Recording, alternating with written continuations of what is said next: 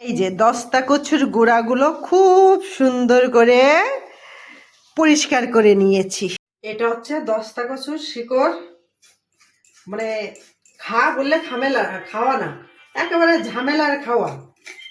এই প্রথমে কাদা ছিল, জলের মধ্যে ভিজাই রাখিছিলাম, তারপরে জল থেকে তুলে ভালো করে ধুলাম, ধুয়ে এই দেখেন একটা একটা করে এই যে আঁচড়াচ্ছি। দেখ এখানে একটু ফোনটা একটু ধরো তো, এই দেখেন আঁচড়ায় আঁচড়ায় এই যে গাছ ছালটা তুলে তুলে ফেলছি। এবার ভালো করে আবার ধুতে হবে, ধুয়ে কাটতে হবে, তারপরে রান্না। হ্যাঁ, খেতে কিন্তু অসাধারণ লাগে, যার তুলনা নেই।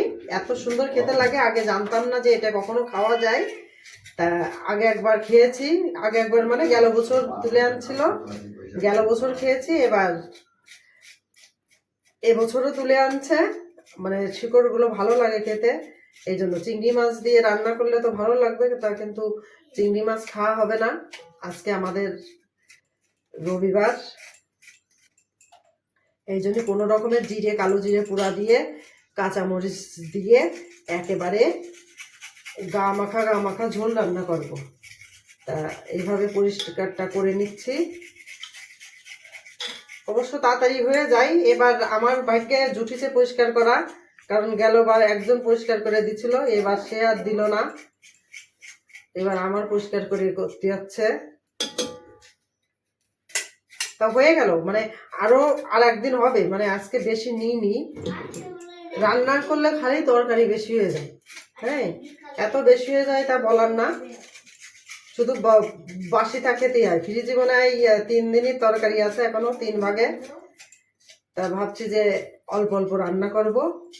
আর এই দস্তা কচুর গুঁড়া রান্না হবে। এদিকে আজকে আবার এই যে এটা মান কচু, এটা ভর্তা করবে একটু বেশি করে, ঝাল ঝাল করে, যাতে শীত তো শীতটা কেটে যাবে, ঝাল ঝাল করে যখন ভাত খাবো তখন। আর এটা হচ্ছে গিয়ে ফুলকপি, আর হচ্ছে গিয়ে আলু, এটা দিয়ে, আর এই যে পাতাকপি দিয়ে, একটু পাতাকপি আছে, ওটা দিয়ে একটু গা মাখা করে ঝোল রান্না করব।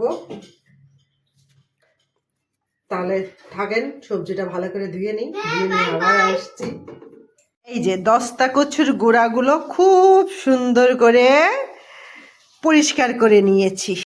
আর রান্নার আয়োজনে থাকছে এই যে একটু পাতাকপি, এই পাতাকপি টুক, আর আছে একটু ফুলকপি, এই ফুলকপি দিয়ে, আর দেখা যাচ্ছে যে একটু নতুন আলু দিলাম, দিয়ে একটু গা মাখা করে ঝোল রান্না করব। তাহলে সবজিগুলো বানানো শুরু করি। একটা তো বানালাম কচু, এবার ফুলকপি আর পাতাকপি।